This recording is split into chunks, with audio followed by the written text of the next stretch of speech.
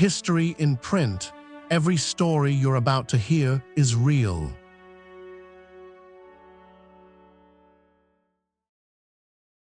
On September 1st, 1894, the town of Hinckley, Minnesota ceased to exist. A firestorm moving at 60 miles per hour crossed the pine country and killed 418 people in under 4 hours. By November, the newspapers had found other things to write about. Good evening, this is History in Print. Tonight, Hinckley, Minnesota, the year is 1894. Hinckley had been a railroad town, 1,200 people, a sawmill, a grain elevator, a main street of timber and commerce where horses pulled loaded wagons through the dust. It was the kind of place that felt permanent because it had always been there. Then September came. The firestorm took the town in under 4 hours. It left ash, a mass grave, and a relief camp where a city used to stand. 418 people were dead. 68 days later, it was November 8th, 1894. Across the country, newspaper editors sat down and decided what the day's news would be. In Worthington, Minnesota, less than 200 miles from the burn scar, the Worthington Daily Advance went to press. The paper carried a railroad wreck in Pennsylvania, an election riot somewhere in the nation, a 4,000-year-old temple pulled from the earth in ancient Babylon. Hinckley was not among them. What the archive actually reveals is this. By November, the machinery of daily news had already moved on, and the question this episode follows is a simple one. How quickly did America forget? On the second page of the Worthington Daily Advance, dated November 8, 1894, 68 days after Hinckley, the lead story is not a fire. It is a collision. The Baltimore and Ohio Railroad ran its passenger and freight trains at approximately 40 miles per hour. They struck each other head-on near Posensteel, Pennsylvania. 6 people were killed. The trainmen of Middlesboro were reported among the dead. Both locomotives were destroyed. The paper gave it the lead. The headline was direct: 6 dead, a catastrophic collision. Front page grief, measured and proper, extended to Pennsylvania. 68 days earlier, a town in Minnesota had buried 418 of its people. That town does not appear on this page. Not one column inch, not one name. Here is what the archive actually reveals. 6 lives moved an editor in Worthington to lead his second page. 418 did not move him to say anything at all. The contrast does not require commentary. The record makes its own argument.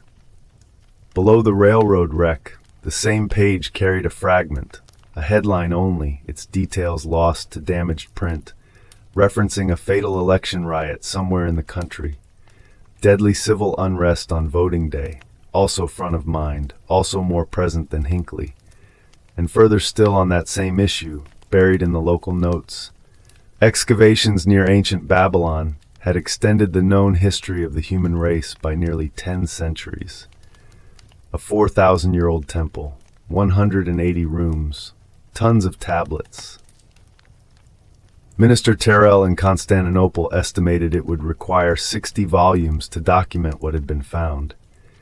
America, it seemed, had room for ancient civilizations. It had room for Pennsylvania iron. What it no longer had room for was Hinckley. On the same November 8th edition of the Worthington Daily Advance that found no room for Hinckley, there was still space, generous space, for something else entirely. Something 4,000 years old. The expedition had begun in the Mesopotamian desert at the ruins of a place called Niffer. Funded by Philadelphia philanthropists, the dig was led by Dr. Peters and Professor Hilprecht of the University of Pennsylvania, 2 American scholars who had crossed an ocean and a desert to stand inside the oldest rooms their civilization had ever entered. What they found there stopped people cold. A temple to a god, 180 rooms, walls built before the alphabet existed. Inside, tons of clay tablets, vases, inscribed bricks, and sarcophagi. Minister Terrell, writing to the U.S. State Department from Constantinople, reported that the inscriptions had revealed the religion, the government, and the customs of men who lived 4,000 years before Christ. He estimated the findings would require 60 volumes to fully document. The Worthington Daily Advance gave the story room to breathe. The railroad dead at least shared Hinckley's century. What the same editor reached for next shared nothing but the earth itself. Here is what the archive actually reveals. 68 days after 418 people burned alive in a Minnesota town less than 200 miles from Worthington's printing press, a Minnesota newspaper devoted its columns to a temple abandoned before Moses drew breath, a temple to the god Bel, buried in the ruins of ancient Babylon, 4,000 years silent and somehow more present than the ash still cooling to the north. The editorial choice was not malicious. That is what makes it so striking. The dead of Niffer had the advantage of distance. The dead of Hinckley did not. 4 millennia of silence made Babylon exotic. 2 months of silence had already made Hinckley forgettable. The temple endured, the column space was given freely. Hinckley got none of it. Turn now to the back pages of that same November 8th edition. This is where a newspaper tells you what it considers ordinary. Distance made Babylon exotic. What about the town 200 miles away? Not exotic, not ancient, just gone. The back pages answer that too in the plainest possible way.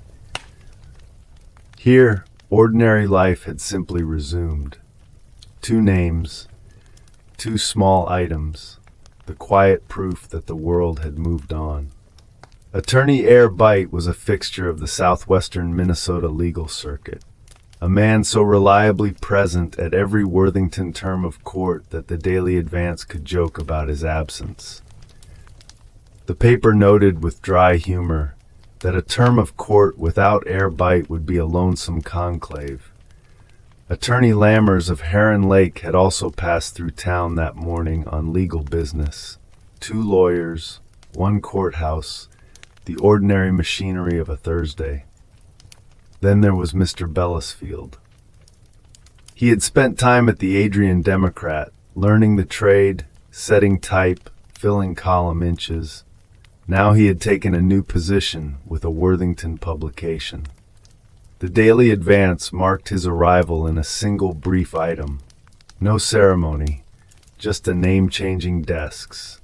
These were the notes a frontier town kept on itself. Lawyers traveling county roads, editors moving between papers, the quiet administrative pulse of a community that expected to keep running. 68 days before this edition went to press, Hinckley, Minnesota had lawyers too. It had editors. It had men who rode the legal circuit and men who filled the back page. It is the resumption of normal life, the return to ordinary time. Bigheit was expected at court. Bellisfield had a new desk. The world had moved on. Hinckley had become background noise. 20 years after the fire, historical accounts indicate Hinckley was standing again. New homes, new sawmills, a new school, the town had refused to remain ash. But the numbers told a quieter story.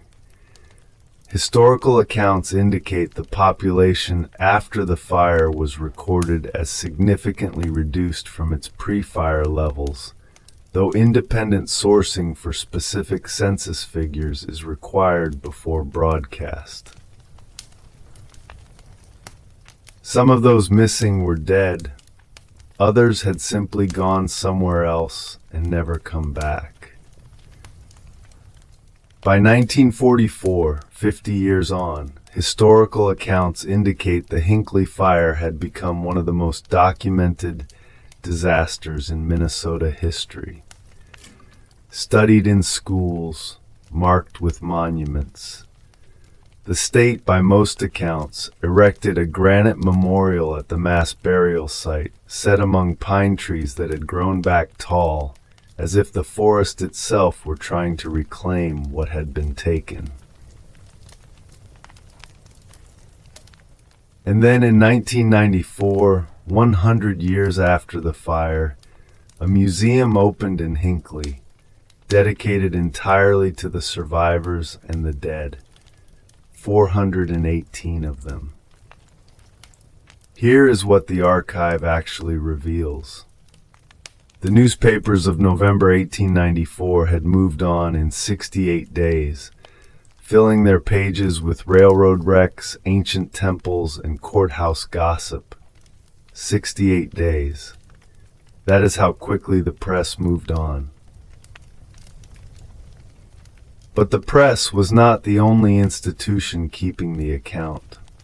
The people who rebuilt the town kept a different kind of record. America's papers forgot quickly. They always do. But the people who rebuilt the town, who counted the empty chairs, who planted trees over the graves, they carried what the headlines dropped. The silence in the newspapers was not the final word.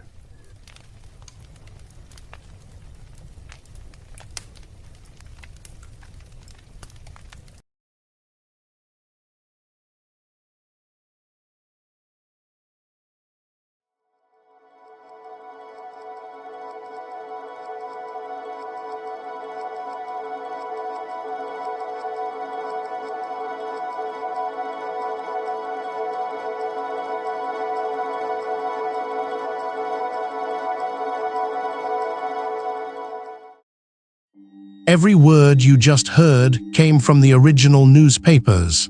Subscribe to History in Print, a new story from the American